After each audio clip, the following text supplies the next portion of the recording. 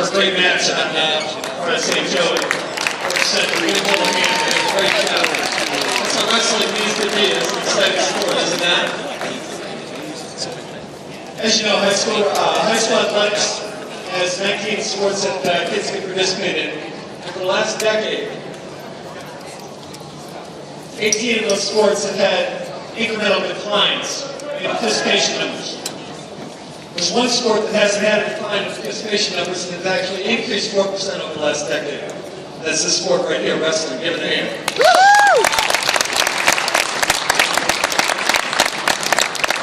I find it phenomenal that wrestling actually has had increases because 30 years ago this weekend, I was wrestling, I believe, in this gym. The gentleman right there. Shelter. He's like, talk about Andy in a minute. 30 years ago, we were wrestling in this gym. And now we're in a million years, I imagine 30 years from now, it's going to be representing sport as much as Coach with Andy at this high school. We're incredibly happy to be here. We're going to start to create a tradition and a program that has depth from the youth program all the way through the high school program. In order to do that, we needed an army of helpers and coaches and parents. And then an army of participation from kids. But imagine this selling point to a child. You need to come in the wrestling room and give up your video games. And in most cases, in the first couple of years, you're going to get crushed. And practice will be the most difficult thing you've ever done in your life, and you won't enjoy it because it'll be really hard. Height numbers consistently increase with that type of a sales pitch. The reason it does is because we have leaders on the program that are just heroes. Just like the gentleman sitting right here. Just to put him in perspective, by the way, and that's why we have such a strong tradition of this school. For a brief period in 1985 to 1987, there's 250,000 high school wrestlers in America. 250,000. 10,000 schools, normally 25 kids per high school. In freestyle grappling, there's about 10 weight classes. So that means there's 25,000 kids per weight class in America that are high schoolers. He represented the state of Michigan in the Nationals and went out and won a tournament with 13 consecutive victories and was the number one in his weight class. He got a full ride to Notre Dame. Andy Randolph. Without Andy creating that tradition here, I wouldn't be here. This wouldn't be here. Andy lived at such a high level and continues to, that we all hope to get close to his shadow. And to put his accomplishments in perspective, most people believe the Fargo Nationals, which at the time was the Unidome, are more difficult than the Olympics. Just to put it in perspective, there's 50 states that wrestle in that, and the only way you qualify is if you're number 1, number 2, or number 3. So therefore, there's 150 kids. I believe you had 113 in your weight class. The chart was very big. Every kid you're wrestling is either a state champ, state runner-up, or number 3. So that means by the second round, you're probably wrestling a number 1 kid. So I imagine you wrestled state champs for the last 9 rounds. By the 3rd round, and 4th round, and 5th round, you're wrestling multi-time state champs. And you're still able to achieve victory. We're trying to create the same tradition now and bring that back. That level of competition, that level of intensity. And in order to do that, we have a youth program that we continue to rekindle from what it was currently. And we went out and looked for the best youth coaches, middle school coaches, and high school coaches that we could find. And right now we have a gentleman that runs a youth program that has about 30 to 40 kids that come to practice here every Thursday and every Friday night and every Saturday. And then he does an elite practice, invitation only for kids that just want to practice at the highest level, including high school kids. And he puts these kids through a grind, and in 2 consecutive hours, they walk out sometimes losing 3, 4, 5 pounds of sweat. And then they go compete on Sundays. And their age is 1st grade to 9th grade. The kids that are going to walk in here in about 1 minute, I have so much respect for, I don't even know how to communicate it, but I'll try to put it in perspective of a metaphor. Public speaking is not fun, as you all know, right? Anyone here in America, second to death? This is a sales pitch for a young wrestler that's just starting out. It's the equivalent of public speaking when they walk out on the mat. That's the feeling of fitness. And on top of that, now imagine the feeling that you just told him he has to have a playground fight at 2 o'clock. That feeling. Between public speaking and a playground fight, that's the feeling that a child goes through when he starts learning how to wrestle. And yet, these gentlemen right here that are going to come out here do it every single week. And there's going to be a couple of them that get introduced and are not only state champions, but are already national champions. With that being said, the gentleman that runs the program today is Chris Farmer. Give Chris a hand.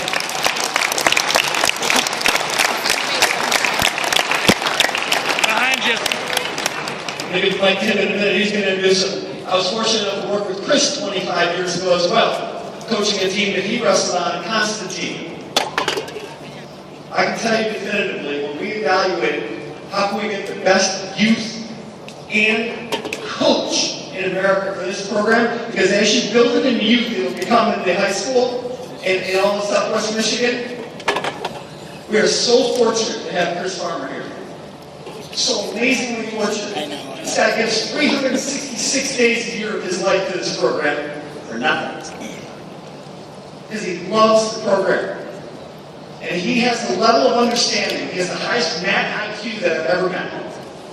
He understands wrestling at a level that you can't even possibly understand. I'll leave it at this. Somebody said, wow, he teaches amazing youth technique and youth moves. He doesn't teach youth moves and youth technique.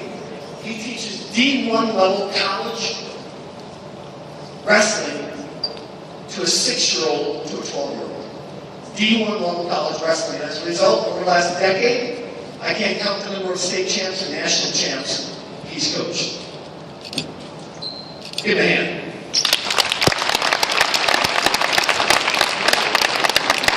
Real quick before I'm going to have Jeff go ahead and announce the kids that come out, but what Jeff was saying is 100% true. I don't do this for the money, I don't do it for the notoriety, I absolutely 100% do it for the kids. I was fortunate enough to have some people bring me along in my career, not necessarily as a wrestler, but as a coach. And I find it fitting that Port Central is actually here tonight. I have a lot of what I've learned, both technique-wise, how to run a room, how to manage a room, how to relate to kids.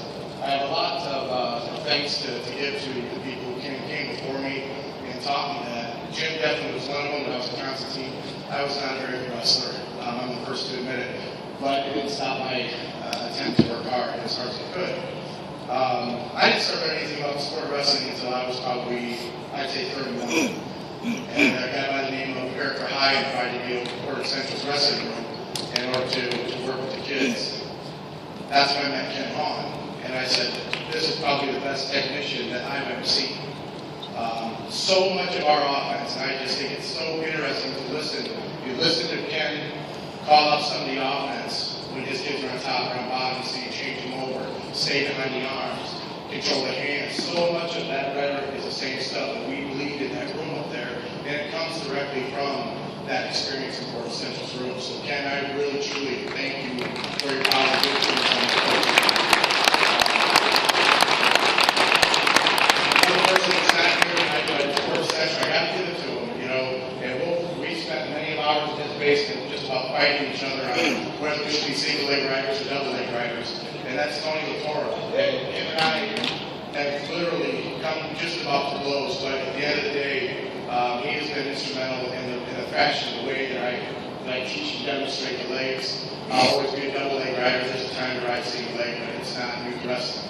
But so he's not here tonight. He's actually in Pittsburgh, so I'd like to say thanks to him. But most of all, I want to thank the parents. The time, the commitment, the dedication that it takes to bring your kids to one of my practices, have to listen to me go on about, I don't know, all the different things I go on about. I will disclose those as proprietary information at this time. But for you guys to have to listen to that, that takes a lot of nerve. But most of all, I think the kids. I mean, these kids, to say that they're working hard is a drastic understatement. If you want to know what hard work looks like, come to our room. Okay? These kids do everything I ask them. When I ask them, how you know what, Jim would be giving me that fantastic over-the-top introduction if it wasn't for the work ethic of the kids that you're about to meet and the kids that I worked with over in St. Joe County for the last 4 years. In fact, I wish it was a decade because we had more than 3 national champions and 5 All-Americans and 6 state champions and 25 All-State kids and over 100 All-State qualifiers. We did that in about 4 years. But we can't do that without the kids. So without further ado, what I'm going to do, Jeff, can you go ahead and announce them? All right, guys, let's hear it for the kids. Make some noise. First up, we have Mason Mori. Mecca Marino. Sebastian Earl. Noah Buckley. Wesley Russ.